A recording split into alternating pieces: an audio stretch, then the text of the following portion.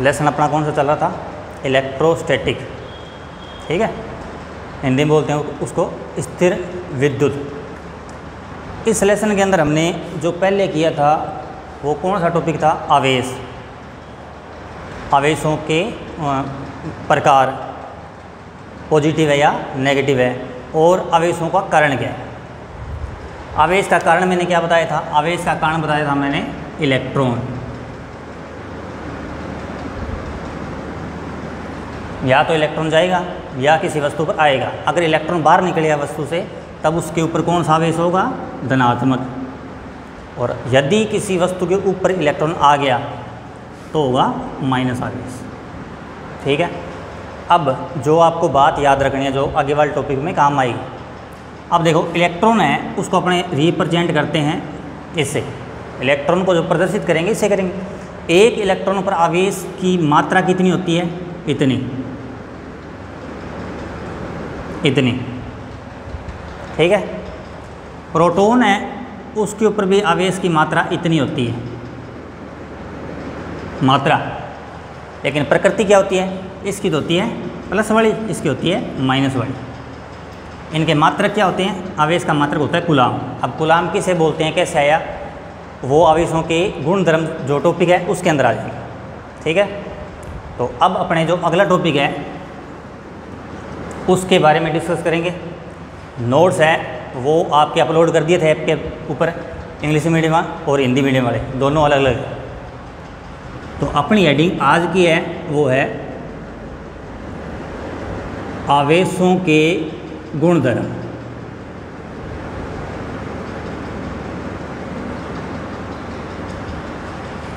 अब आवेशों के जो गुणधर्म है उसको इंग्लिश में क्या बोलेंगे, properties of charges, properties of charges. अब इसके अंदर पहली जो इसकी प्रॉपर्टी है, पहला जो गुणधर्म है वो है आवेशों की योज्यता।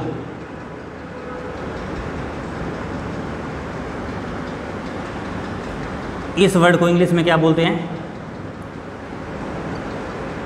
Additivity of charges, additivity of charges, Hindi में आवेशों की योज्यता। योज्यता शब्द है वो किससे मिलकर बना हुआ है, वो बना हुआ है योग से। योज्यता का मतलब योग।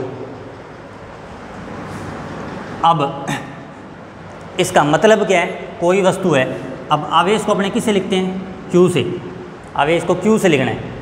अब ये कोई वस्तु है, इसके ऊपर ये 2-3 आवेश रख दिए मैंने, 3 आवेश मान लिए, Q1 Q2 Q3, ठीक है। अब ये नियम क्या बोलता है, इस वस्तु के ऊपर कुल आवेश कितना है, तो कुल आवेश कितना होगा, इन सब का अपने क्या कर देंगे, योग कर देंगे, योग, ठीक है, योग कर देंगे। तो क्या हो जाएगा, इस वस्तु के ऊपर कुल आवेश हो जाएगा। कुल को मैंने लिख दिया बड़े Q से, ये किसके बराबर होगा, इसके ऊपर कितना आवेश पड़ा है उन सब का टोटल कर दो, ठीक है। अब इसमें टोटल के अंदर 2 बातें हैं जो कि आपके आगे काम आने वाली है, एक तो इसी में आ गई, एक आगे वाली कोई वैल्यू आएगी उसमें बता दूंगा। योग है वो फिजिक्स के अंदर अपने 2 प्रकार से करेंगे, जिसमें से पहला जो नाम है उसे बोलते हैं अदिश, अदिश योग। दूसरा है सदिश योग। अदिश को इंग्लिश में क्या बोलते हैं, स्केलर, ठीक है, स्केलर सम। सदिश को इंग्लिश में बोलते हैं वेक्टर सम। तो स्केलर सम और वेक्टर सम। अब अदिश योग, इसका एक नाम और है बीज गणितीय योग, बीज गणितीय योग। बीज गणितीय को इंग्लिश में क्या बोलें, एल्जेब्रिक सम, ठीक है, एल्जेब्रिक सम। अब देखो इसके अंदर हमने क्या किया, तीनों का टोटल किया है, Q1 + Q2 + Q3। अब टोटल इन दोनों में से एक हुआ है, या तो ये हुआ है या ये हुआ है। अब कौन सा हुआ है, ये वाला। अब यही क्यों है, ये क्यों नहीं हुआ, क्योंकि आपने बेसिक चीज़ है, ये तो अदिश और सदिश 11th में पूरा लेसन था ये। तो अदिश और सदिश, अदिश वो होती है जिनके अंदर क्या हो, दिशा ना हो, परिमाण और मात्रक हो। सदिश वो होती है जिसके अंदर डायरेक्शन भी हो, साथ में उसका परिमाण भी हो, साथ में उसका मात्रक भी हो। ठीक है, तो इन राशियों के अंदर दिशा की जरूरत नहीं पड़ती, इसके अंदर पड़ती है। ठीक है, अब आवेश है, इसको यहाँ रख दो चाहे यहाँ रख दो, इसकी दिशा से कोई मतलब नहीं, इसकी कोई दिशा नहीं होती। तो आवेश है वो एक प्रकार की क्या है, अदिश राशि है। Charge is a scalar quantity. ठीक है, अब वापस यहीं आ जाओ। एडिटिविटी ऑफ चार्जेस क्या बोलता है कि कोई ऑब्जेक्ट है, कोई बॉडी है, उसके ऊपर टोटल कितना चार्ज है वो किसके सम के इक्वल होता है, एल्जेब्रिक सम के। किसका एल्जेब्रिक सम, जितने उसके ऊपर चार्ज पड़े हैं सब का टोटल कर दो। टोटल का मतलब ये या ये, ज़्यादा बड़ा आपको ये सुनने को मिलेगा, एल्जेब्रिक सम। ठीक है, तो आवेशों के गुणधर्म चल रहा था, आवेशों की योज्यता, ये दूसरा आवेश एक प्रकार की अदिश राशि है। यहाँ तक बात क्लियर होगी, ये दो गुणधर्म हो गए। अब देखो तीसरा, आवेशों का संरक्षण का नियम।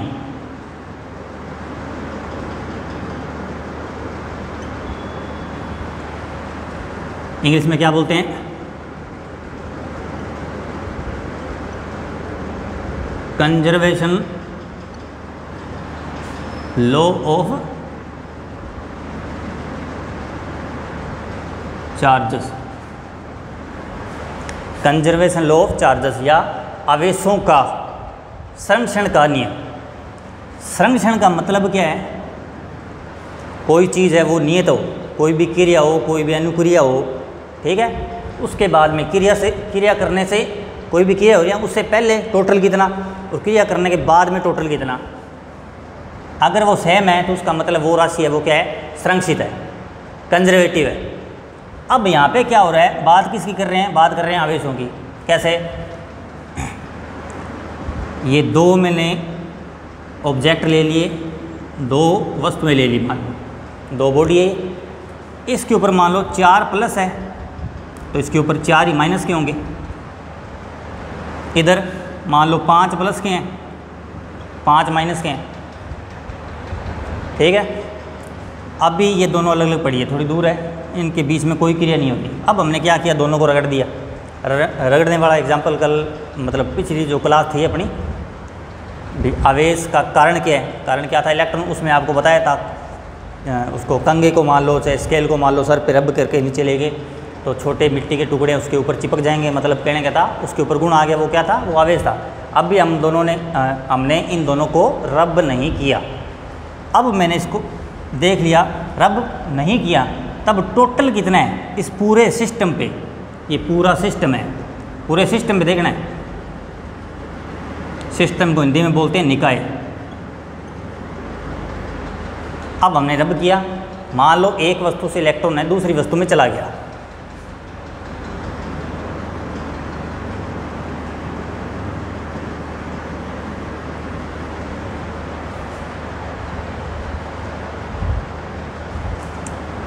मान लो बी से ए में आ गया एक इलेक्ट्रॉन, बी से ए में एक इलेक्ट्रॉन आ गया, 4 तो प्लस के पड़े थे, एक इलेक्ट्रॉन इधर से इधर आया तो 4 इसके पास पहले थे, एक और आ गया तो इसके पास हो गए 5। ठीक है, माइनस का मतलब किससे है, इलेक्ट्रॉन से है। इलेक्ट्रॉन जाएगा, प्रोटॉन तो जाएगा नहीं, तो एक इलेक्ट्रॉन इधर आ गया, यहाँ बच गए माइनस के 4, एक कम हो गया, प्लस के उतना ही है। अब देखो, अगर इन दोनों वस्तुओं को अलग अलग देखोगे तो इसके ऊपर ज़्यादा कौन सा है, माइनस वाला ज़्यादा है, इसके ऊपर ज़्यादा कौन सा है, प्लस वाला ज़्यादा है। लेकिन इस पूरे निकाय को देखोगे ना, पूरे निकाय को, पूरा निकाय, पूरा सिस्टम, एक ये वाला निकाय था, तो ये तो है रगड़ने के बाद में, ये है रगड़ने से पहले। ठीक है, कोई भी एक्शन होने से पहले, ये एक्शन के बाद में, तो इसके ऊपर टोटल कितने हैं प्लस के, 4 और 5 9, माइनस के टोटल कितने हैं, 4 और 5, तो टोटल कितना हो गया, मतलब 4 तो इसके अंदर 9 तो इसके अंदर प्लस वाले हैं और 9 इसके अंदर है माइनस वाले, टोटल चार्ज कितना हो गया, टोटल चार्ज हो गया 0। अब क्रिया के बाद, रगड़ने के बाद में इस पूरे सिस्टम के ऊपर देखना है, पूरे सिस्टम पे टोटल प्लस के कितने हैं 4 5 9, प्लस के 9 माइनस के 9, टोटल कितना हो गया 0। तो क्रिया से पहले टोटल आवेश और क्रिया के बाद में टोटल आवेश क्या है, नियत है, जितना पहले था उतना क्या है बाद में। हाँ, इन दोनों पे अलग अलग ज़रूर हो सकता है, क्योंकि इसके ऊपर अधिकता किसकी है, एक्सेस किसका है, माइनस का ज़्यादा है, इसके ऊपर प्लस का ज़्यादा है। ठीक है, अब इसमें एक नाम और जोड़ दिया, यहाँ लिख देता हूँ, विलगित।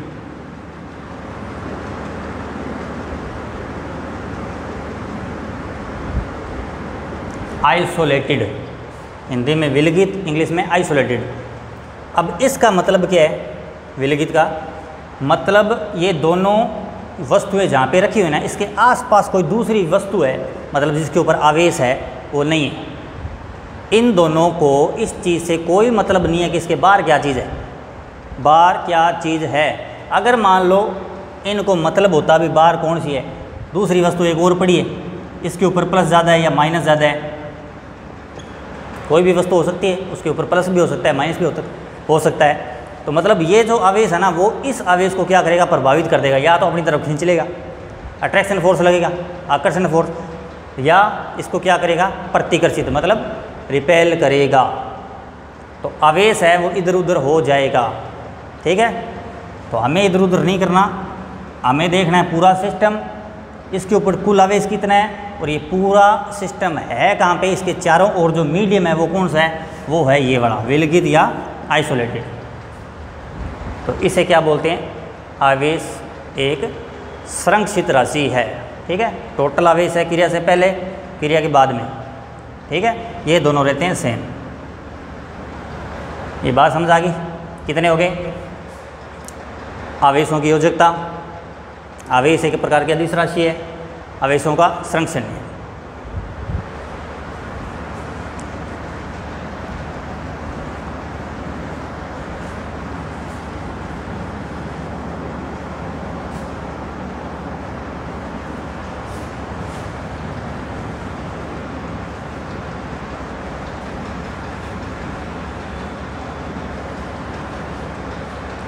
इसी क्रम में आगे बढ़ते हुए 3 हो गए थे, चौथा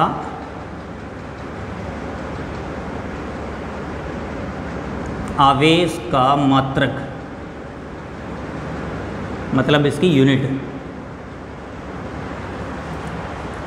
ये स्टार्टिंग में जो करवाया था आपको अभी योजकता, उसके अंदर मैंने बोला था एक इलेक्ट्रॉन पर इतना आवेश होता है, प्रोटॉन पर इतना होता है, दोनों सेम होते हैं, एक प्लस का होता है एक माइनस का होता है। मात्रक मैंने क्या लिखा था, कूलाम, वो उसकी कहानी आ गया। आवेश का मात्रक क्या होता है, यूनिट्स ऑफ चार्ज। अब आवेश का मात्रक है, आवेश की जो यूनिट है वो 11th लेवल में हमें पढ़ी थी। यूनिट कितने प्रकार की होती है, यूनिट सिस्टम है वो कितने टाइप्स का होता है, MKS नाम सुना हुआ है, CGS, FPS 3। अब ज़्यादा यूज़ कौन सी होती है, CGS और MKS। MKS है उसको थोड़ा सा मॉडिफाइड कर दिया, थोड़े और उसके अंदर कंटेंट है वो ऐड कर दिए, और उसका नया नाम क्या है, उसका नया नाम है SI यूनिट सिस्टम। अब SI लिखते तो अपने ऐसे हैं, लेकिन इसकी फुल फॉर्म उल्टी है, इंटरनेशनल सिस्टम, अंतर्राष्ट्रीय सिस्टम क्या होता है, निकाय। अंतर्राष्ट्रीय पद्धति के अंदर इसका मात्रक ये SI है, दिमाग में यही रखना। ये क्या चीज़ है, ये MKS है, MKS जो आपने पढ़ रखी है उसी का लेटेस्ट वर्जन है, लेटेस्ट है, और ये पूरी दुनिया के अंदर सेम रहेगा। तो आवेशों का मात्रक पहला तो है इन SI,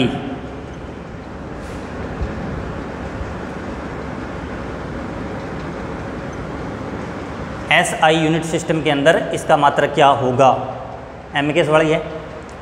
एक थोड़ा सा अपने पीछे चलते हैं, पीछे का मतलब 10th के अंदर विद्युत धारा वाला लेसन पढ़ा था, चलो पढ़ा ना हो, इतना तो पता है कि हाँ वो लेसन था 10th के अंदर, साइंस की बुक के अंदर। उसके अंदर क्या था, विद्युत धारा I इसकी परिभाषा, इसकी डेफिनेशन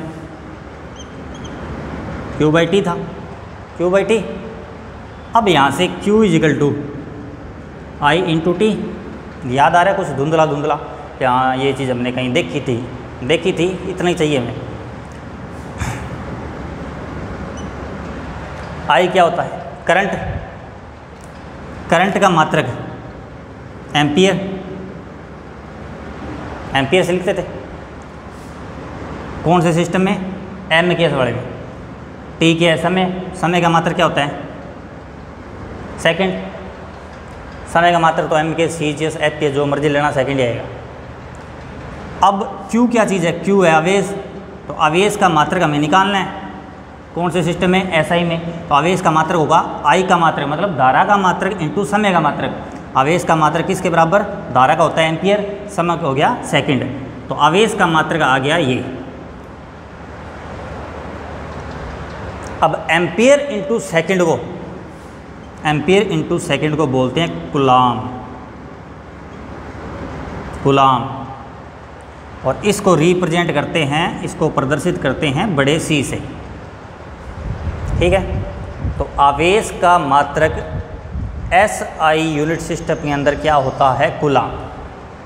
अब आपको डायरेक्ट ये लिखना है, जहाँ भी आवेश आ गया Q बराबर इतना, आगे C लिखना है। C का मतलब है कूलाम। ठीक है। अब अपने बात करते हैं CGS पद्धति के अंदर।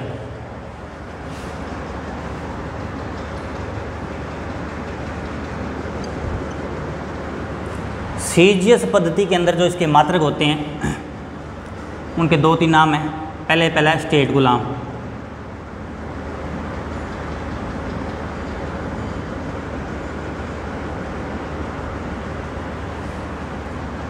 दूसरा फ्रैंकलिन,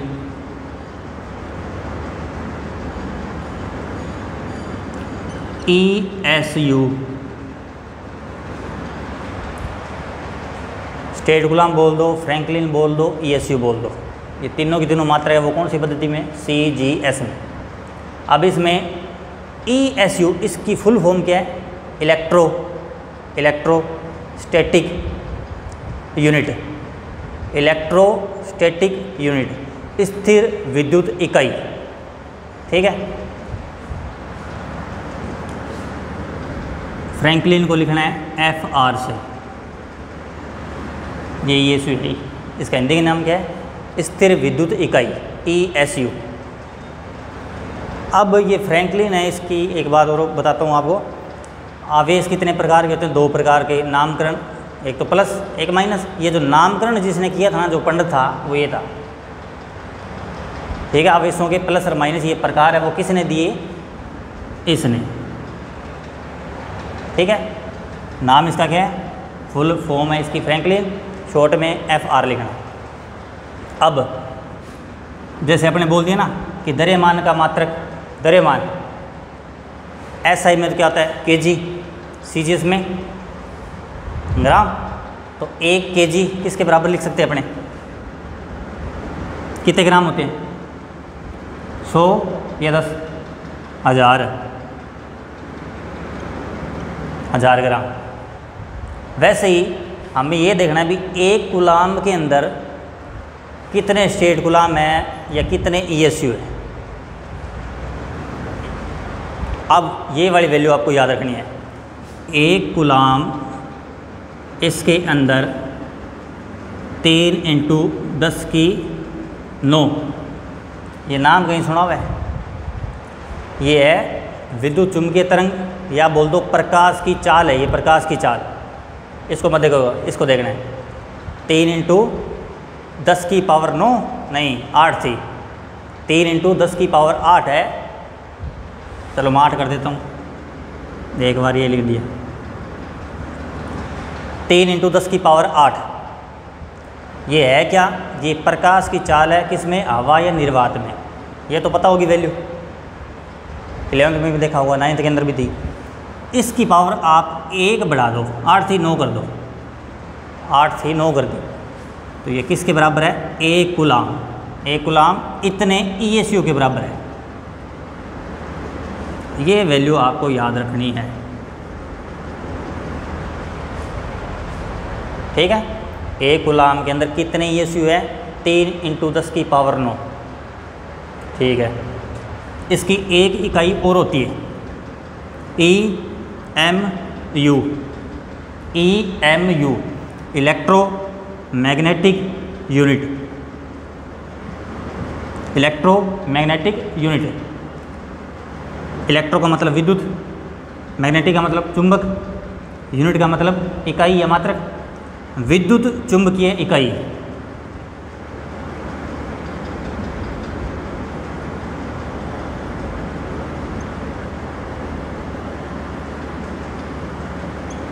इकाई की जगह मात्रक भी लिख सकते हो। EMU। अब इनमें और इनमें क्या संबंध है? एक कूलाम बराबर होता है 3 × 10⁹ ESU और ये किसके बराबर है? 1/10 EMU। 1/10 EMU। ये दोनों वैल्यू याद रखनी। अब इधर से देखो, अगर मैं 10 में इधर ले आया, पहले अपने इन दो की बात कर रहे हैं, EMU और ESU में क्या संबंध है? ये 10 में इधर ले आया तो ये इंटू में जाएगा या भाग में जाएगा? इंटू में जाएगा। तो 10⁹ तो ये पहले से पड़ी है, एक ये और आ गई, तो 3 इंटू टोटल कितनी होगी? 10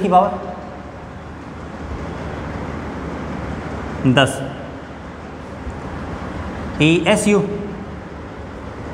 इधर क्या बच गया? एक EMU। तो एक EMU है वो इसके बराबर है। अगर मैं इस 10 को इसके हिसाब से ले आऊँ, इन दोनों स्टेप को देख रहा हूँ मैं, इन दोनों को, तो एक EMU 10 इधर आ गया इंटू में, 1 × 10 10 कूलाम, ये ठीक है। तो SI पद्धति में मात्रक क्या? कूलाम। CGS पद्धति में मात्रक क्या? स्टेट कूलाम, फ्रैंकलिन या ESU। तो एक कूलाम के अंदर कितने ESU? 3 × 10⁹ ESU। एक इकाई और भी है इसकी, वो है विद्युत चुंबकीय इकाई, जिसे लिखते अपने EMU से है। इन दोनों में और इसमें ये संबंध होता है, मतलब एक एक EMU है वो किसके बराबर है? 10 कूलाम के, या फिर एक EMU है वो किसके बराबर है? 3 × 10⁻10 ESU। ठीक है। अब अपने बात करते हैं इसमें आवेश की सबसे छोटी इकाई, आवेश का सबसे छोटा मात्रक कौन सा है, सबसे बड़ा कौन सा है? सबसे छोटा तो इन तीनों में से कोई नाम लिख देना, फ्रैंकलिन लिख दो, चाहिए लिख दो, चाहिए ये है सबसे छोटा। ठीक है, सिंपल ये वाला लिख देना, सबसे छोटा अक्षर लिखने के लिए बात करोगे तो F R 2 ही लिखने, इसमें 1 2 3 लिखने, इसमें ये 2 वर्ड लिखने। ठीक है, सबसे छोटा मात्रक फ्रैंकलिन। अब बताना है सबसे बड़ा मात्रक, सबसे बड़ा मात्रक है उसे बोलते हैं फैराडे। सबसे बड़ा मात्रक है फैराडे। कितना बड़ा है? तो एक फैराडे के अंदर कितने होते हैं? 96,500 कूलाम। इतने 1F मतलब 1 faraday is equal to 96500 coulomb. ये सबसे बड़ा मात्रक है इसका, ये याद रखना आप। क्या? सबसे छोटा, सबसे बड़ा। समझ आ गई बात? तो आज के लिए इतना ही। आवेशों के गुणधर्म है वो पूरे नहीं हुए अभी, मैंने 4 पॉइंट करवाए हैं, थोड़ा सा जल्दी जल्दी रिपीट कर देता हूँ। आवेशों की प्रॉपर्टीज़, पहली कौन सी? आवेश है मतलब चार्ज है वो एक स्केलर क्वांटिटी, एक अदिश राशि है। दूसरा आवेशों की योजकता, तो किसी निकाय पर, किसी सिस्टम पर टोटल आवेश कितना होता है, उसके ऊपर टोटल जितने भी आवेश है ना, सब का क्या कर दो? सम कर दो। कौन सा सम? बीजगणितीय, इंग्लिश वाले एल्जेब्रिक सम। तीसरा क्या था? संरक्षण नियम, कोई भी क्रिया या अनुक्रिया होने पर किसी निकाय का, वस्तु नहीं बोलनी, किसी निकाय का, वस्तु पर तो चेंज हो सकता है लेकिन किसी निकाय का कुल आवेश संरक्षित रहता है। तब जब वो एक ऐसे विलगित माध्यम में रखा हो, विलगित मतलब आइसोलेटेड सिस्टम के अंदर पड़ा हो।